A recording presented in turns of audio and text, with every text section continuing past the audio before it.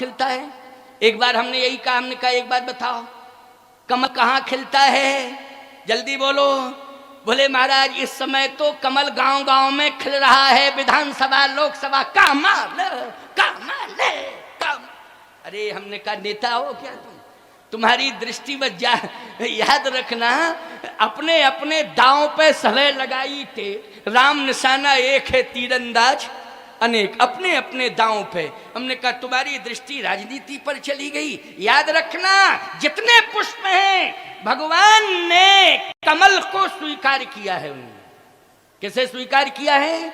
कमल को। और भगवान के नख से सिक तक, सिक से नख तक अगर उपमा से उपमित किया गया है तो उसमें है कमल। क्या है? कमल।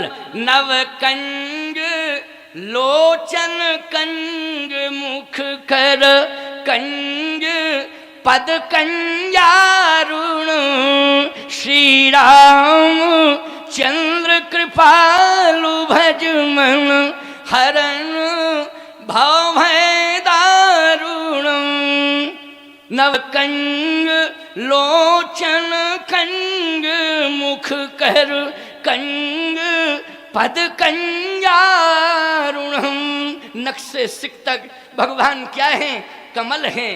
याद रखना भगवान का संकेत यह है कि मेरी दृष्टि में जितने भी हैं, चाहे प्रधानमंत्री हो चाहे मजदूर हो, अगर उसके जीवन में निराभिमानता है, सरलता है और समर्पण की पराकाष्ठा है तो उसे मैं अपने अंग से जोड़ लेता हूं और समान रूप से व्यवहार करता हूं जिसमें ये लक्षण पाए जाएं।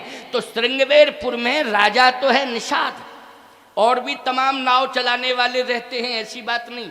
एक गांव में अगर घाट बना है तो ये गारंटी नहीं है, और केवटों का गांव हो, अगर भाई एक ही केवट रहता हो तो अलग बात है गांव, और केवटों का ही गांव हो तो एक ही नाव रहेगी घाट पे। जल्दी बोलो।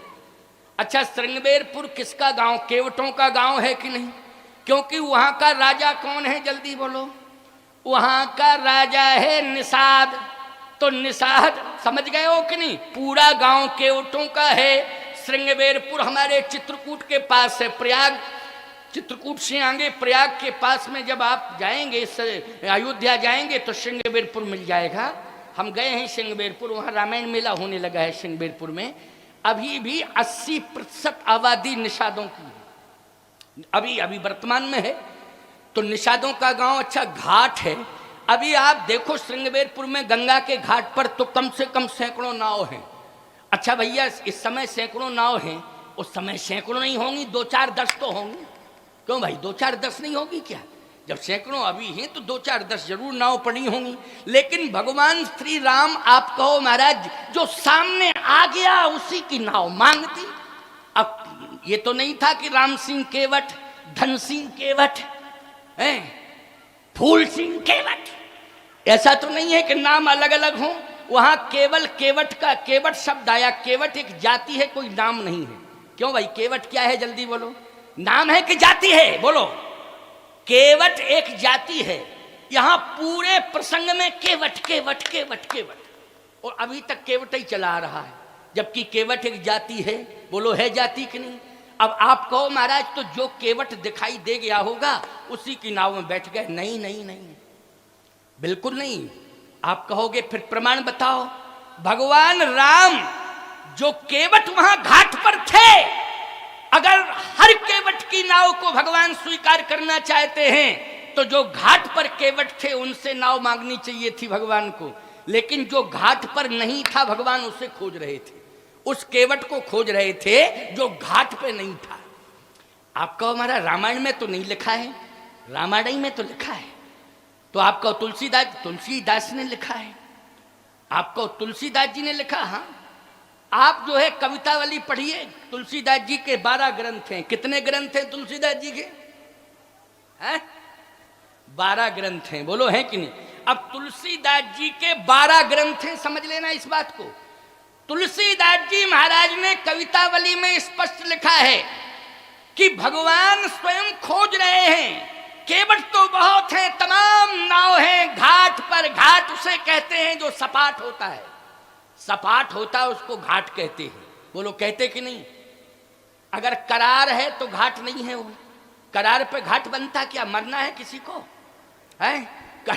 करार पर घाट नहीं बनता है, जहां सपाट होता है वहीं पर घाट बनता है। बनता कि नहीं? लेकिन भगवान श्री राम कवितावली पढ़ो, क्या लिखा है? तुलसी जिन के पद पंकज ते। भगवान जब पहुंचे गंगा के तट पर तमाम केवट आ गए, आओ प्रभु, आओ प्रभु, आओ प्रभु, आओ प्रभु। रामलीला में देखते हो कि नहीं देखते हो? जब राम जी जा रहे थे, कहाँ? जनकपुर जा रहे थे, तो बक्सर में जो गंगा जी का किनारा है, रामलीला में एक ऐसा भी दृश्य आता है कि केवट बुला रहे हैं भगवान को, लालन आवो हमारे घाट, हमरे घाट पे सुंदर नैया जाको घाट सपाट। गाते हैं, जाने क्या क्या गाते हैं भगवान जाने। बहुत पहले सुना था मैंने तो रामलीला में, लेकिन अब तो हम देख ही नहीं पाते, फुर्सत ही नहीं है। लेकिन बोलो भैया, तमाम केवट इकट्ठे हो गए थे कि नहीं?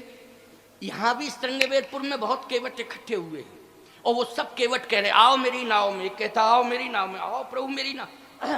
भगवान कहते चुप रहो, चुप रहो, हटो हटो, परेशान क्यों, हटो हटो, परेशान क्यों, परेशान क्यों करते हो? तो फिर आपको पार नहीं जाना है, मेरा केवट उसकी तलाश में कर रहा, मेरा केवट।